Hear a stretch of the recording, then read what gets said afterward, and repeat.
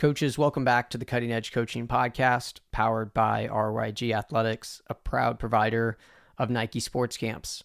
I'm excited to share a replay of my conversation with Adam Bradley. Adam is the founder and president of Lead 'em Up, a leadership and team performance organization currently serving thousands of teams around the world. He is also the lead professor at Townsend University's Nancy Grasmick Leadership Institute and Outward Facing Corporate Leadership Institute, working with organizations all throughout the Baltimore and Washington markets. In addition, Adam serves as a direct consultant and coach for dozens of teams and organizations every year, working with them monthly to help move them closer to winning. He also works one-on-one with clients as a certified practitioner for the Leadership Circle, a nationally recognized leadership organization facilitating dynamic 360-degree leadership consultation. For the last 12 years, Adam has amplified his voice through his podcast, having interviewed hundreds of leaders, including high-profile guests such as Mark Cuban, Kevin Durant, Jay Billis, and many others. In this episode, we discuss building player-led teams and the secret part of leadership no one talks about. As always, if you'd like to get the free podcast notes from this episode, click the link in the show details or visit cuttingedgecoach.com. You can also learn more or join our free online community of more than 200 coaches by clicking the link in the show details or going to cuttingedgecoach.com. And finally, if you're interested in learning more about becoming one of our paid RYG Athletics Nike Sports Camp directors, you can click the link in the show details and fill out a quick form to tell us more about you. If you're passionate about coaching and helping athletes grow, we'd love to talk with you about becoming one of our camp directors in your state or region. Now to the show. Enjoy.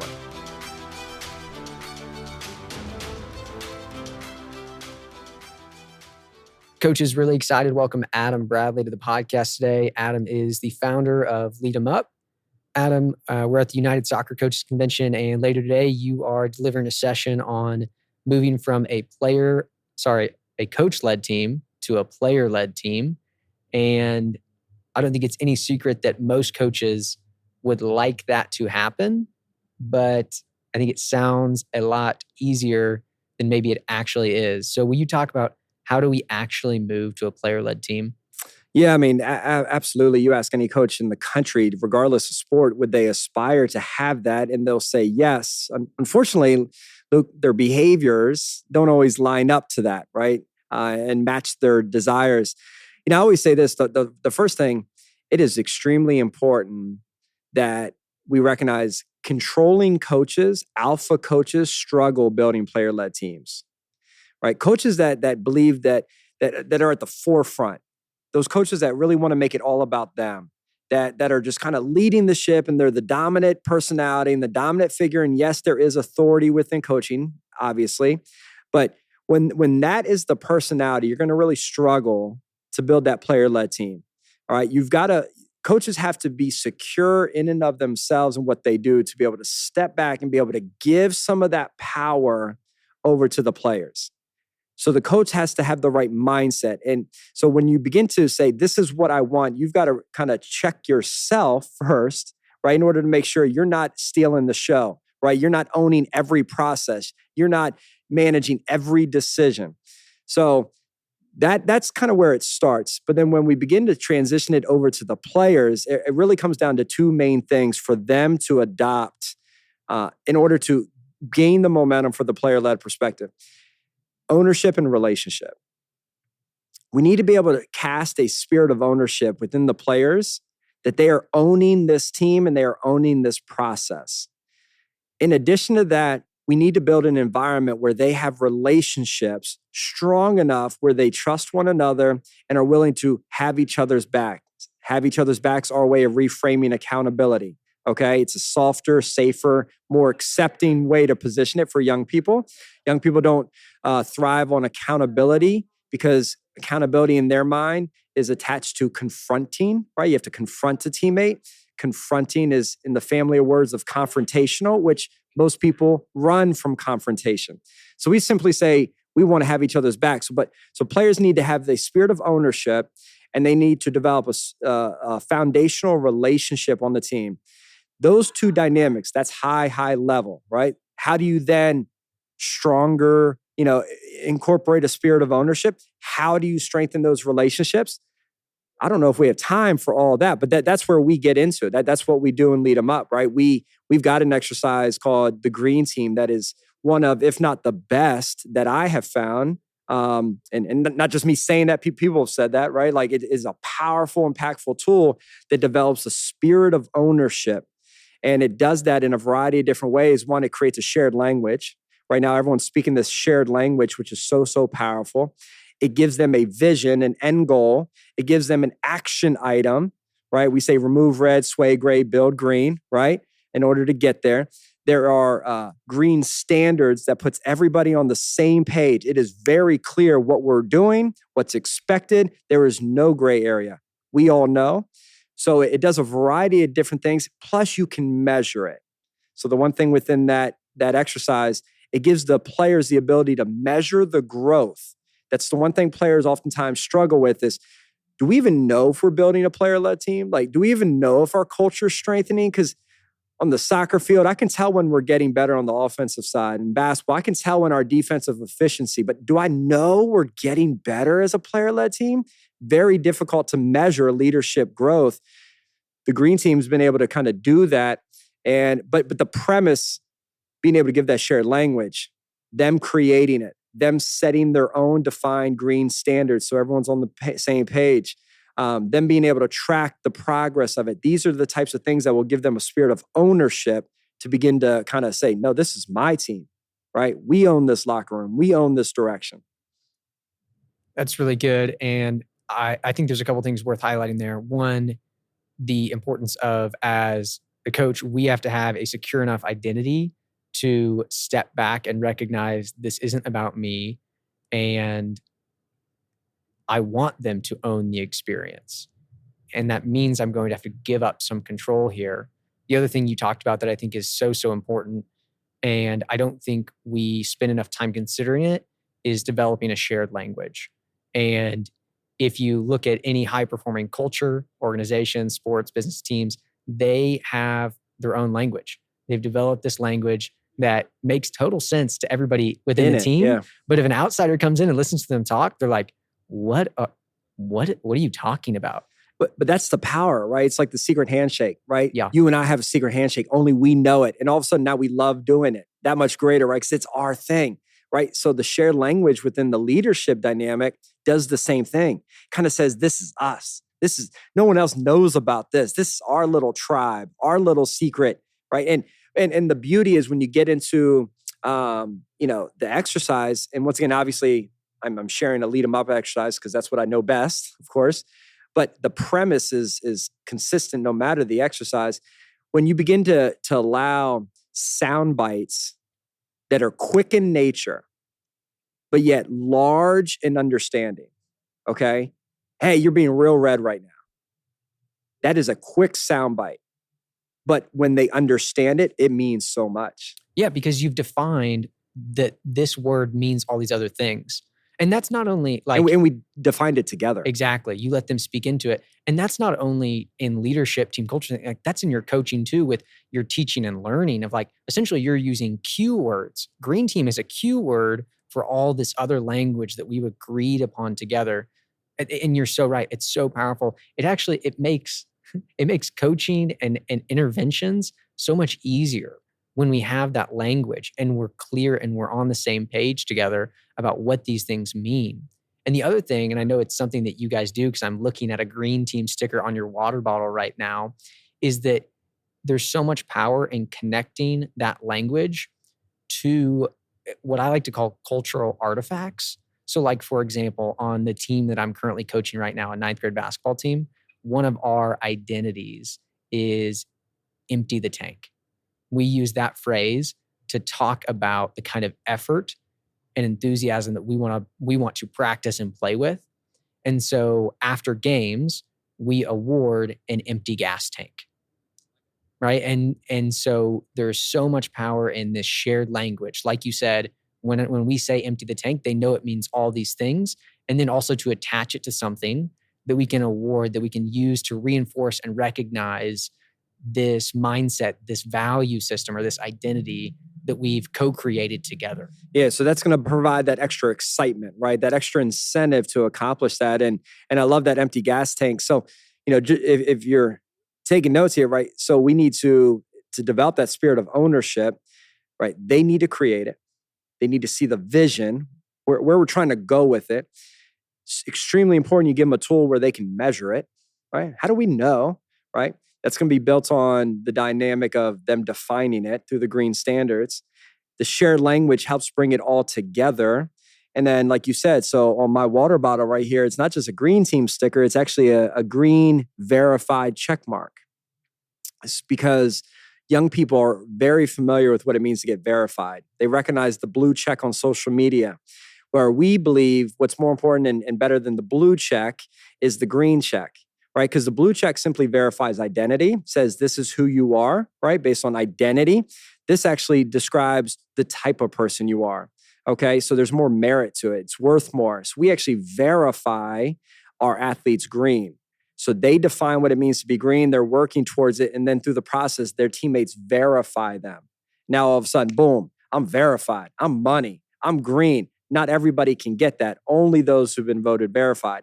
So it's the buy-in, right? And it's also presenting it in a way that gets them excited, right? They know about getting verified. They're like, it's a big deal if you get that sticker. It should be. It's a big deal. We say it doesn't look like much, but it represents a lot.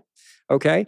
And then, we've got our MVG trophy, most valuable green. It's these handmade trophies. We support a local woman-owned business in Maryland, and all the teams that are utilizing the Lead 'em Up program, they get the premium program. They get the MVG trophy. So at the end of the year, right, who's your most valuable green, right? And then they also get nominated potentially, if their coach nominates them, for our National Green 13 Award, where we take 13 green leaders. And I'm not saying green as an amateur, right? I'm talking about green as in money.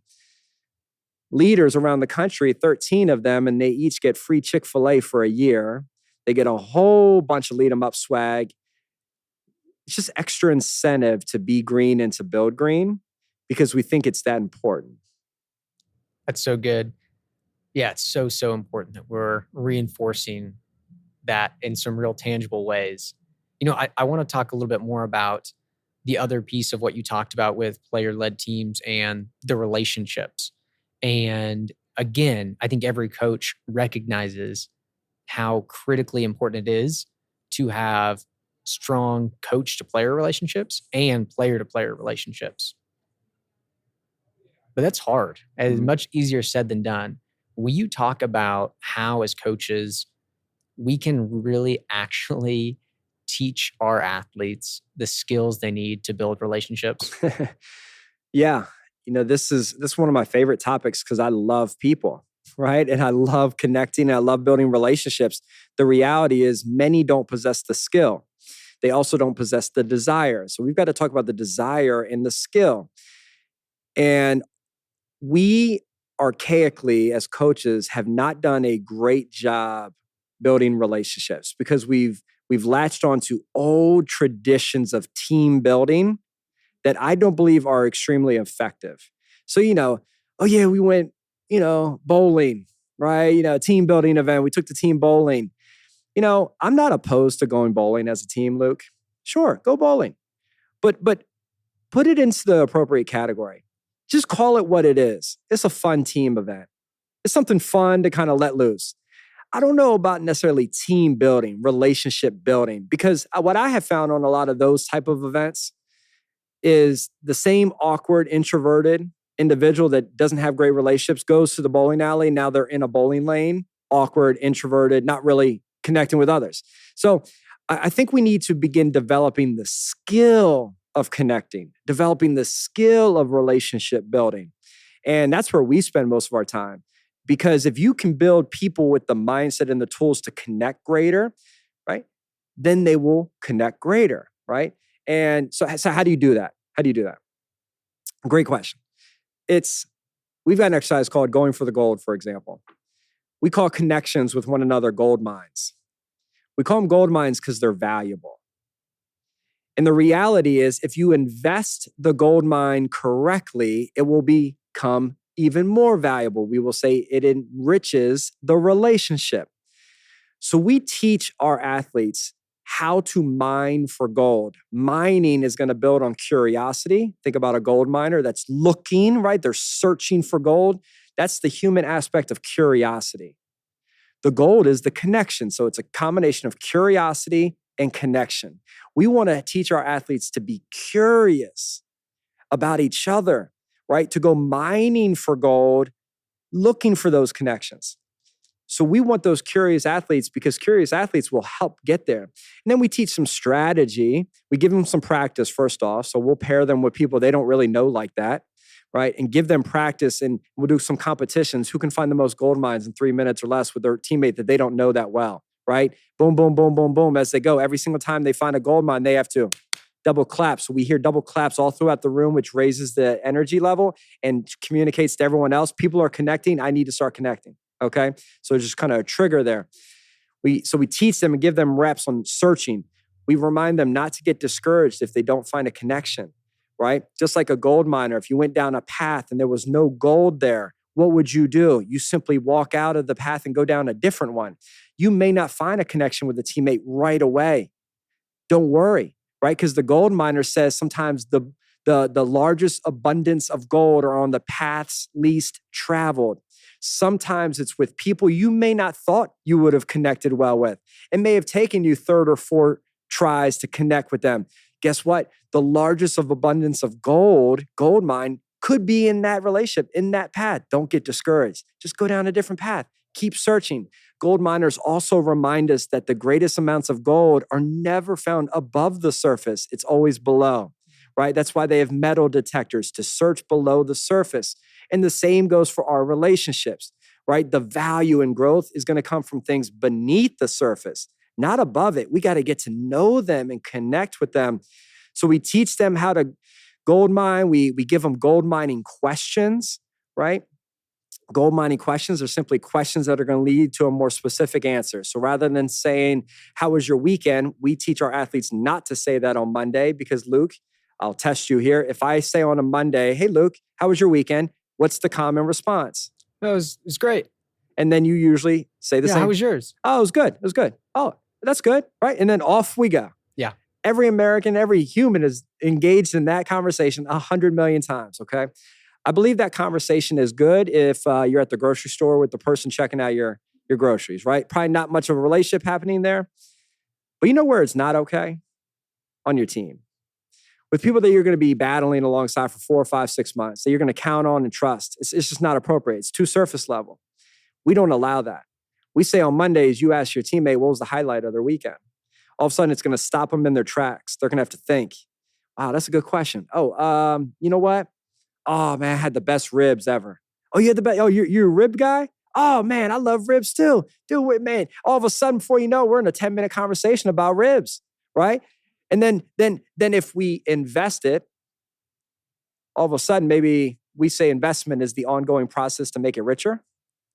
Well, how would you take that connection of ribs richer? Let's go eat ribs. Let's go eat some ribs, right? Or maybe I'm at home and I see a commercial for some new ribs and I take a photo on my Instagram and I send it to you, right? Which may not seem like a big deal, but it is because you and I have never had a one-on-one conversation. We've just kind of been on a team. It's always been group setting. I've never messaged you directly. But because I found a gold mine called ribs and I wanted to invest in it, all of a sudden, that's a big deal, right?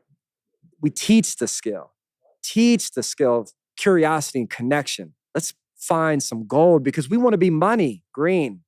See the connections there? It all ties in. That's so good. Yeah. Yeah, I love that and love that exercise going for gold. And again, giving them language around it, giving them some guardrails or boundaries to get them started. Like we can't expect them to be good at this at first. It's a skill, like we talked about, and it's got to be built, and it's going to be uncomfortable for them. It's probably going to be uncomfortable for you as a coach to facilitate this at first, before there's those light bulb moments or those breakthrough moments where they're really actually starting to find that gold. And can I say one thing on that? Early on and lead them up, I would jump in when things were awkward. I'd save them. So maybe we do a relationship exercise, a connection exercise, and they're not connecting, right? I would jump in to save them. or they were struggling through a communication exercise, to your point that it's a ramping process, right? You can't expect them to be great, but I'd always save them because I wanted to like avoid the awkwardness of the moment. I do not save anymore. Eventually I'll save, but I give it time of awkwardness before I jump in. And I do that for a very specific reason, Luke, because I want our players to recognize this is a skill they don't have yet. Because I think sometimes, it's connection. I don't need any practice on this. Oh, really? Because when I had you go through an exercise the other day, you struggled, right? The communication exercise, you literally had no idea what to say, how to deliver it. Okay, you struggled. Ironically, if I asked you to go, do a layup with your left hand off 2 feet, you could go do that in a heartbeat. You could go do it right now in a heartbeat. You'd volunteer. Oh yeah, I got it. But the moment I said I need you to engage in this conversation from a communication exercise with one of your players in this hypothetical situation, you came up here and you were a deer in headlights. Guess what? I'm not judging you. It's not bad, but it's reminding us we need the work. Yeah, absolutely. And I think it's just critical as coaches that that's our view on it too. Like you said there, that we look at these things as skills because they are, and we help our athletes see that. And the other piece too is that as coaches, we need to model that they're skills that we're building and be honest with them about that. Hey, this is an area where I'm trying to grow here too. Maybe it's one of the things that they're working on, or hey, this was where I was before I engaged in this. Like being honest and transparent with them about the skills that we're trying to build, I think goes a long way in creating that safe environment where they feel like, oh, okay, this is a place where I can grow. This is a place where I can admit, be honest with myself and other people that I'm not where I want to be yet, or I don't have some of these skills. But if we're not willing to model that as the leader, I think it just makes it really hard for them to embrace it. I agree. And I think sometimes that vulnerability will actually produce a return that's greater than anything you could have imagined, right? And it may be the moment where you unintentionally produce the greatest growth. So sometimes admitting you don't know, like, doesn't seem like a very intentional leadership strategy, right? Right? I'm going to admit, I'm going to lead my team up by admitting that I don't know. Like, you don't really think about it like a leadership strategy, but its effect actually almost makes it look like and appear that it is a leadership strategy, because you'll get some extra buy-in, right? All of a sudden your players are going to begin to like say, okay, we're in this together, right? Even coaches working through this. And I think that's valuable. So I encourage coaches to embrace that. Yeah. And I just feel like it's worth sharing too, on that same vein of being vulnerable and honest. I'm also a classroom teacher. There was a day this last semester where I walked into one of my classes and I just said, guys, I'm having a crappy day. Like I'm having a really hard day. And the response from them is like, oh, we gotcha. Because I was honest, guys, like, I really need you guys to be locked in with me and do what we need to do the first time today, because I've had a brutal day. And you're empowering them in that moment to lead you up. Yeah. Your vulnerability is empowering them and giving them permission and the green light to lead you up. And that's a powerful thing. It makes me think about like, I had this conversation with my wife from time to time. When people offer to help you as a family, or offer, hey, anything you need, right? Let me know. I may be unique, but I let them do it. Most people don't, right? They think it's just a cordial communication, like, oh, I know so-and-so's sick. If you need anything, I can bring over some food. I like take them up on the offer, right? And my wife's like, you're not actually going to take them up on the offer. I'm like, I'm going to take them up on the offer. I'm like, because I want to empower them. And my wife may just think I'm just trying to get a free meal or whatever the case may be, right? But no. People want to be empowered to help others. Yeah. Okay. And like, I'm thinking back when we had our baby, my little one, a couple years ago, right? People would offer, they'd be like, if you need anything, be like, man, that's great. Yeah, I'd imagine like when that time comes, we'll need a dinner or two. Like, if you want to do that, that'd be amazing. But yeah, Yeah. we'd absolutely welcome it. So it's hilarious that you just shared that example, because literally last night I'm on the phone with my wife. We just had our second child 5 days ago. My wife's amazing. She still let me come here, but I'm having this conversation with her. She had a C-section, so the recovery, it's hard physically. And her parents had just been there. They left. My mom's actually with her now. And it's so hard for my wife to let people help and serve her. She's like, I feel so guilty. People are doing things for me. And I feel terrible if I take a nap on the couch. And I think, and what I was saying to her is like, hey, you're kind of robbing them of an opportunity to do something that is meaningful for them. And I said, like, if the script was flipped, like, you would want to do the same thing for your friend or our kids someday. You would want them to let you when I say I want to help you, I want to help you. Yeah, let people help you. Give me that opportunity. I love, Luke, how you just phrased that about robbing people of the opportunity to help. Or in this case, robbing people of the opportunity to lead you. Yeah. Don't rob them. Let them. Yeah. Say thank you. That's great, man. I really appreciate that. Because it's so amazing what happens when we're willing to just be honest and say, I need help. Actually, yes. When people say, hey, if you need anything, let me know. I'll say, oh, man, I appreciate that. What'd you have in mind? And it's not that I'm trying to get something out of them. Yeah. But I want to give them the opportunity, right? Because then all of a sudden our relationship will grow from it. Yeah. And they will feel empowered and encouraged for their good deed that they just delivered, right? So there's a lot of positives there. Yeah, give them the opportunity. I want to shift a little bit now and talk about a topic that I think is connected to some of what we've been talking about. And that is the secret part of leadership that no one talks about, but they need to. What is it? Oh man, you are just keeping things mysterious for the audience. The secret part of leadership that nobody talks about.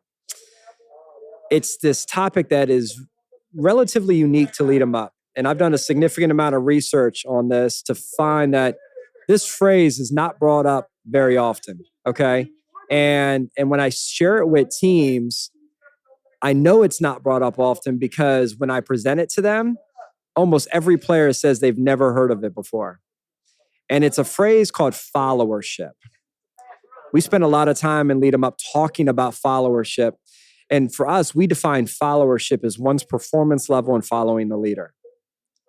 And I can almost promise you, nobody, Luke, talks about your performance level as a follower. Like nobody phrases it or positions it that way. We all talk about stepping up as a leader. Everyone in their mom has heard leadership, that term leadership 100 million times, right? But nobody's ever heard followership. But we've really tried to work intentionally to shift that because it's actually the secret to making it all work. You see, it almost doesn't matter how incredible of a leader you are. If every time you step out to lead, you're met with opposition, you're met with defiance, you're met with crickets, all that, right? Now, granted, you could say like, well, that's your job, Luke, to get them to not be defiant, to get them to open up and speak. Yes, that is true. But there also is a responsibility on them to do their part, right? Because there are people in this world that just no matter what you do, they don't want it. Okay? You could be the best leader. So for us, we remind everybody the need to perform at a high level as a follower. And we do it through a concept called rotational leadership. And rotational leadership is the ongoing, forever changing relationship between leader and follower that changes day by day, hour by hour, minute by minute. The ongoing, constantly changing relationship between leader and follower that changes day by day, hour by hour, minute by minute. It essentially means this. Regardless of title, rank, seniority, experience, athletic prowess, all of that, regardless of everything, every single person at times plays a role of a leader and at times plays the role of a follower. This is your podcast, Luke, but right now as I speak, you are following my lead, okay? You know, I'll be speaking later today to a bunch of leaders. They will be following my lead as I speak, right? So in that case, right, they are leaders, but in this moment, they're followers. They may engage in a conversation later today where they're engaging, they're leading the conversation where everyone else is following. A young person may send a text to the group team chat. That's them leading the initiating the discussion, leading it, right? You pick up your phone after being away, you follow along on the conversation to get caught up, right? I can just go on and on and on. Every single person plays the role of a leader and a follower. It just rotates. It's constantly changing and moving. So doesn't it make logical sense then, Luke, that if we're going to focus on growing as a leader, but yet if we're going to do both roles, shouldn't we also grow as a follower as well? And the reality is when you grow as a follower, you actually enhance and improve the leader through the process. So we say there's 3 levels of followership. There's green, gray, and red. Hence the communication language that we use and lead them up. Reds are challenging to lead. We all know about them. You all have experienced them. They don't listen. They don't respond. They do their own thing. There's a level of ego and arrogance. They think they know it all already. They sometimes clown you, make jokes back, right? All those different things. Sometimes they just give no response to crickets that you mentioned earlier. They're challenging to lead, okay? Grays are what we reference as easy to lead. They comply. They go with it. They do what's asked of them. They don't really cause challenge. They don't really push back. Most people think, well, that seems like kind of where you want me to be, where I should be, right? Yeah, easy to lead, right? I'm going to do what you tell me to do. Isn't that where you want me to be? And we say and lead them up, good is not good enough if better is an option. Gray is good, but not if there's a better option, which there is, which is green. Green is what we reference as being enjoyable to lead. And the reason it's so powerful, when you think about the word enjoy, there's an action associated. It means to put joy in. And can I perform as such a great follower that when others lead me, they are filled with joy as a result of leading me? That I am performing in my role as a follower in that moment, that they get boosted, they get filled through the experience, right? And we say there's 4 things that you do to kind of represent that. You do a tremendous job thanking the leader. You give energy back to the leader. You show a hunger for more learning from the leader, and you demonstrate growth. Right? You do those things consistently over time throughout the course of the season. I go to a coach and say, Coach, tell me about your experience leading Mike on the team this year. How was it having him on your team? And that's where it ends a coach up saying, oh, what a joy. What a treat. What an honor to have them on my team. What you're saying is they were such a good follower. It filled you with joy for leading them. We want more of them. And the reason it's so critical is because from a leadership standpoint, from a player-led, going back to where we began, if you're going to create a player-led team, you need people that are willing to be led. And the reality is when we suffer for a lack of leadership on our team, it is oftentimes not because we lack leaders, it is because we burn out our leaders. And we burn them out because every time they try to lead, they're met with red followers. And eventually get to the point where they go back to you, coach, and say, Coach, I'm sorry I tried. It's just not worth it. They're just going to do what they want to do. They don't listen, right? Every time I try, they go the opposite route. And this is what's burning coaches out too. 100%. It's burning coaches out because the people we're trying to lead are difficult to lead, okay? So what happens then? Your leadership performance actually decreases because you get discouraged, annoyed, frustrated, tired, exhausted. Where on the flip side, when you're a green follower, right? It actually gets the most out of the leader. I always joke with my teams, like the teams that are like incredible to lead, I can't wait to get with them, right? I can't wait to be with them on Thursday afternoon. I go above and beyond. I think about it. If I have extra, let's say I'm brainstorming a new exercise, I want to try it with them first, right? I want to, if I got extra swag, I want to give it to, like, they're getting the most out of me. So the reality is this. When you perform as a high-performing follower, you're actually leading the leader, which reminds us every single moment of every single day, we need to be adopting a leadership mindset.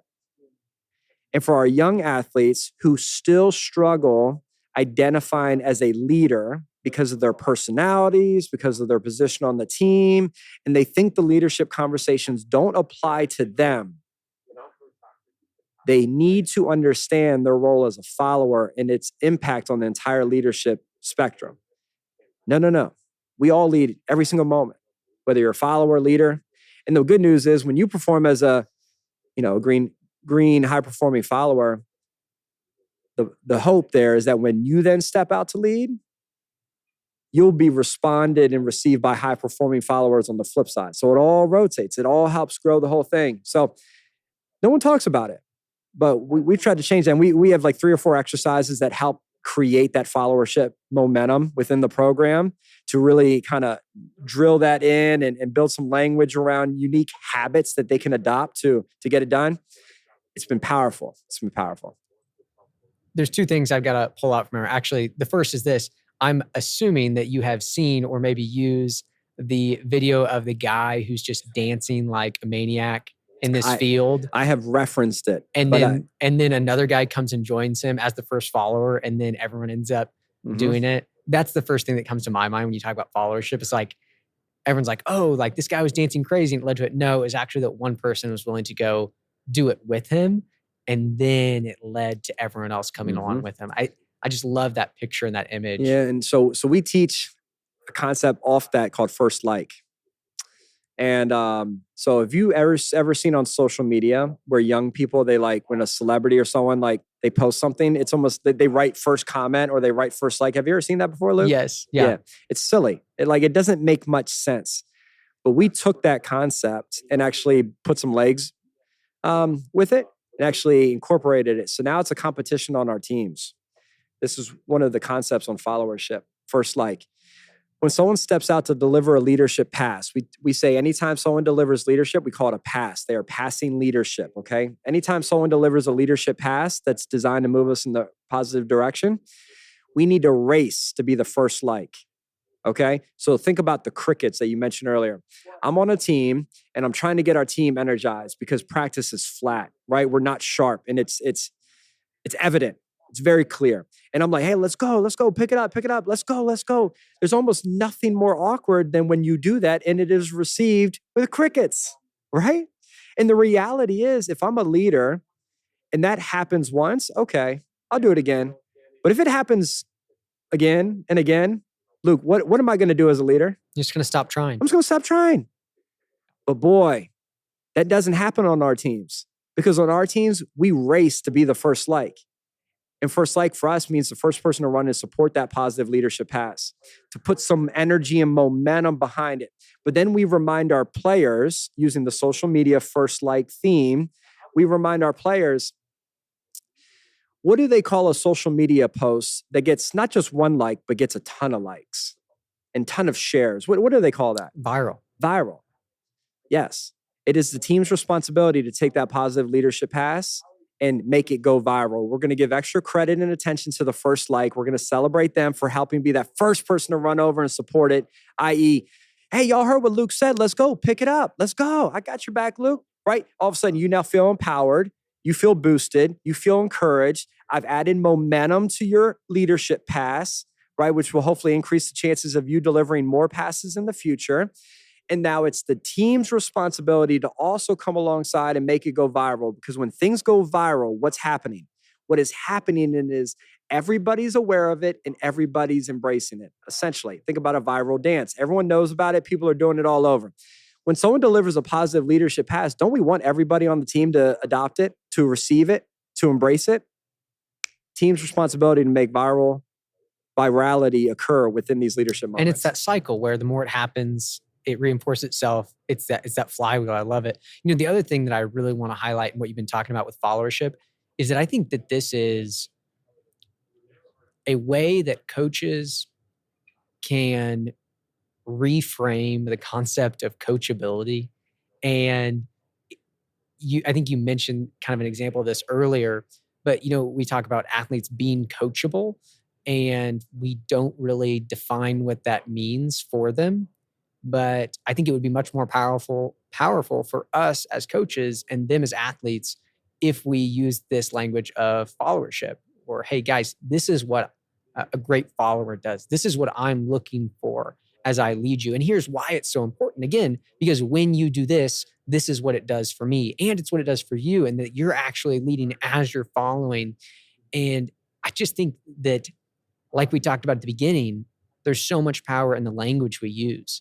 And to even get away from a term that for coaches and players has a ton of different definitions. When you talk about coachability, you might get a ton of different definitions from a ton of different coaches and players.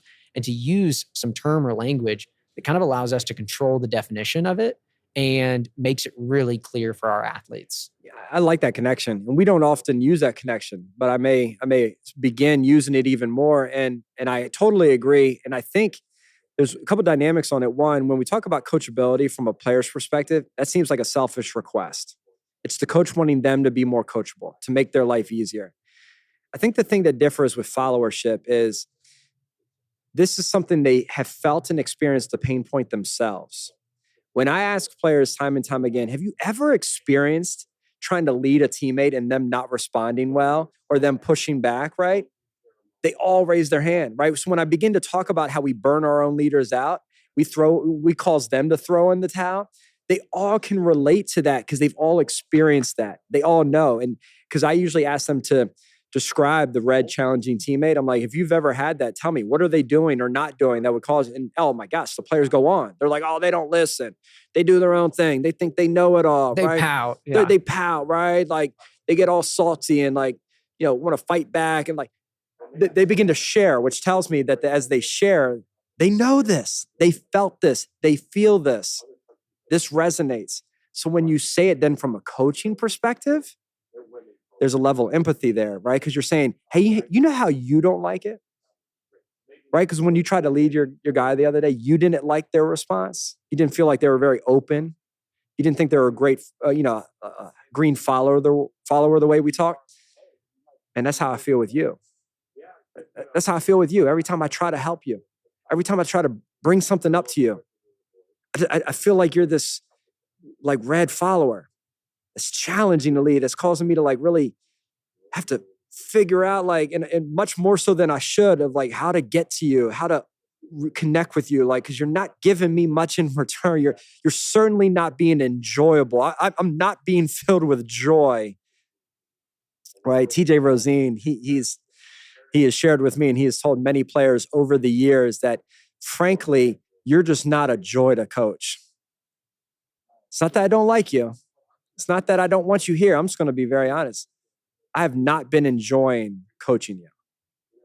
That's being, he's not a green follower, right? Yeah. And the thing that was triggered in my mind there is another powerful piece of what you're talking about is having this common language makes it easier to have hard conversations. Doesn't make it easy to have them, but it makes it easier, and I think adds a level or layer of clarity about these conversations. Like you were just talking about there with that example. Athletes have gone through this exercise or experience where they've defined it. They've reflected on when they've experienced it. And now when I have an athlete that I'm experiencing that with, I can come to them and say, hey, you know what it's like with a red follower? That's what I'm getting from you right now. Think about how crazy and different this is. I've heard so many coaches over the years, as I'm sure you have as well, just state almost a blanket statement of like, we're lacking leaders, right? We're lacking leadership. We need leaders to step up. Think about a coach saying, guys, we are lacking followership here. We are lacking followership. Like, this is a completely different conversation. But when the players know what followership means, they recognize like, man, when coach says we're lacking followership, like it's basically saying we're not listening. We're all doing our own thing. We're creating challenges for each other, right? We're not being coachable. Wow, we are lacking followership. And it's so much less intimidating than we're lacking leadership. I think you mentioned that earlier to highlight, actually right now, I need you to be a great follower.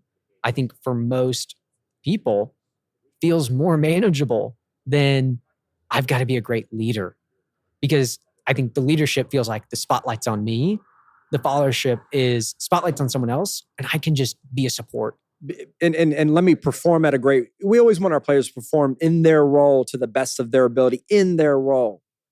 That ties into followership, because half the time, 3/4 of the time, I don't know what percentage, but there's a large amount of time where that's your role. That's your role, is to be an incredible follower, okay?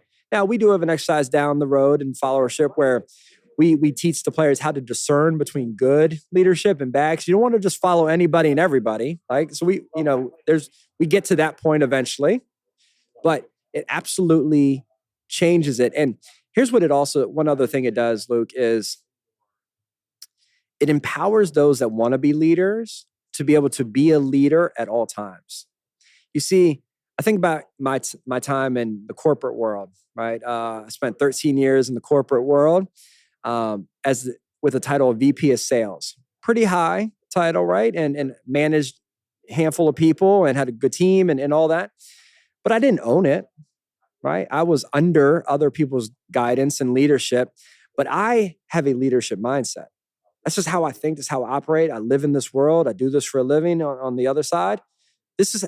So in my organization there aren't, I have to kind of play that balance, right? There's some moments where I'm not in charge leading the ship here, but I can't turn my brain off from being a leader, from having that leader mindset. So for me, the followership gives me the ability to lead at all times. Because even when it's not my responsibility in this moment, maybe I'm in a meeting, maybe the owners are kind of guiding things and I'm now in that follower role, I can still be a leader. I still have ways to perform. I'm gonna encourage them. I'm gonna give them energy. I'm gonna first like their positive attempts, right? I'm gonna thank the passer, right, as they deliver leadership passes. I'm gonna do all that. And here's just an interesting thing.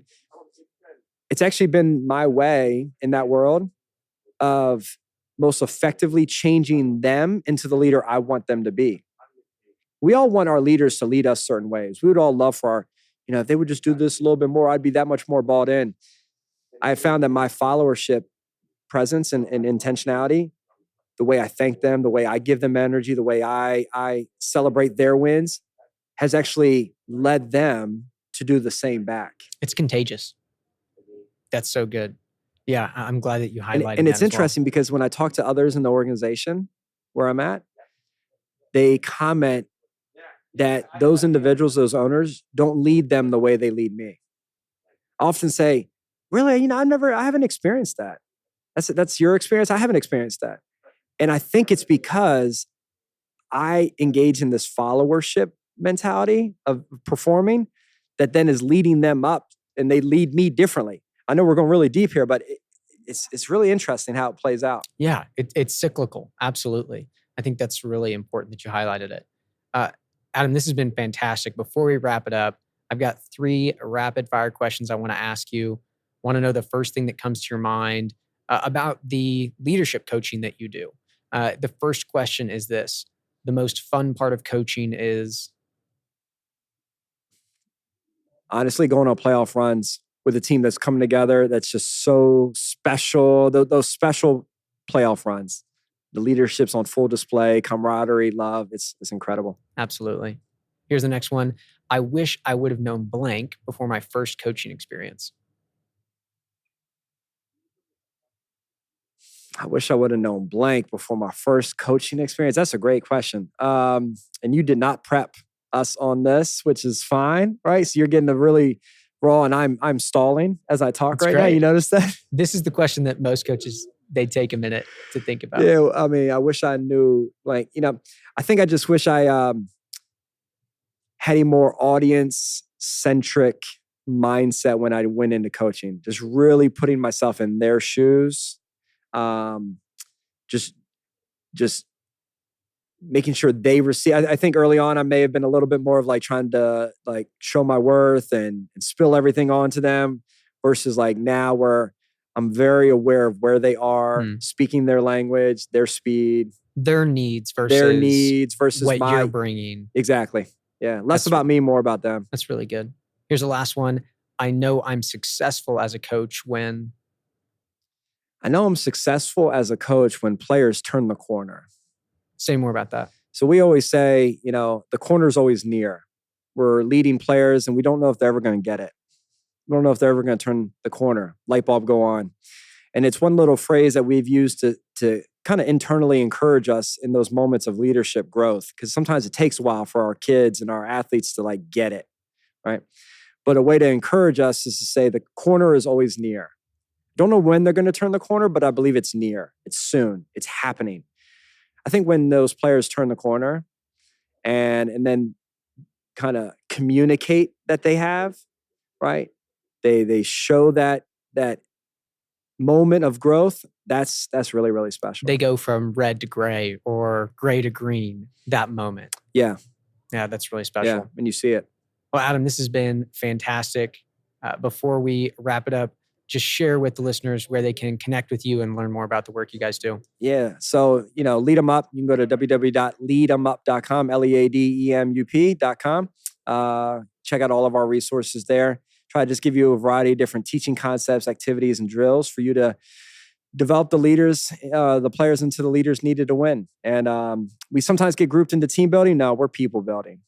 We're people building. You build the people, the team is taken care of. Promise you that. So, Luke, thank you so much for just allowing me to be on. Enjoyed connecting with you. For anyone that listens to Luke and his podcast, man, Luke cares. He is passionate about this. He is genuine and authentic. He is also, in our brief time that he and I have had together in person and over the phone, he is a learner. He wants to learn and grow and in the process, share those things that he's learning and growing with you all. So I noticed that and I recognize that of you. And I celebrate you just because you're doing some really awesome things. Thanks, Adam. And thanks for taking the time to join me. I loved it. Yeah, my pleasure.